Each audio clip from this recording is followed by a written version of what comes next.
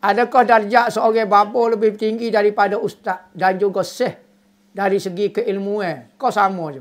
Hak ni nama saja. Babur ni kat rumah hamba ramai dak gunting rambut panggil babur juga.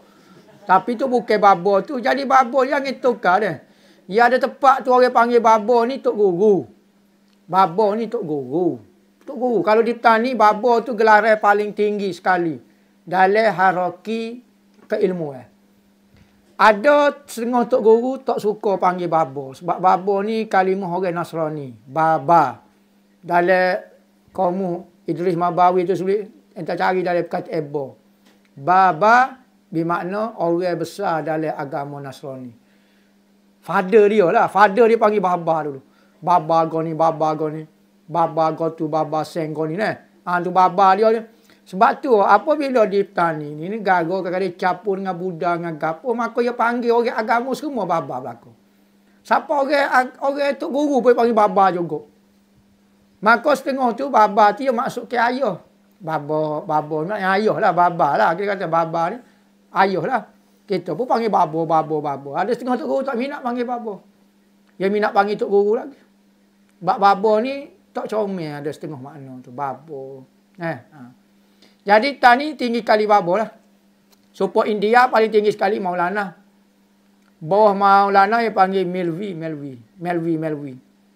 Ya pengajiannya 3 martabat.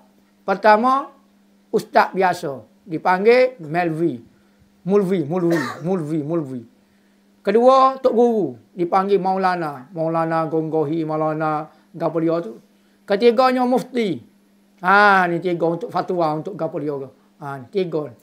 Tu pakat di India. Kalau pak kita pula, tok guru paling tinggi sekali. Patut ustaz, patut pala telaah, jodoh belakang. Kalau syekh, syekh tu pengaruh harap. Syekh ni paling rendah sekali. Kalau tanah harap, syekh ni paling rendah sekali. Hak paling tinggi sekali, ustaz. Ustaz. Kalau syekh ni, biasa. Kalau dia panggil ustaz lah. Jangan kita panggil ustaz, kalau pergi masjid, ustaz. Ustaz ni maknanya profesor. Yang atas pada doktor, dia panggil doktor. Kalau boleh PhD, dia panggil doktorah. Doktor. Atas pada PhD, profesor dia panggil. Profesor ni dia buat tesis, dia buat usaha dia, jasa dia. Kali orang beri gelar profesor. Profesor ni gelar dia ustaz doktor. Alih dah. Ustaz doktor. Maknanya profesor.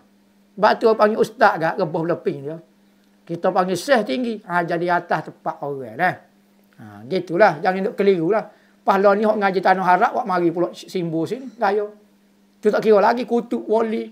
Wali abda. Wali malam matih. Wali belipak. Wali macam-macam pun. Jadi gitu saja macam istilah menurut tepat-tepat lah. Gitulah.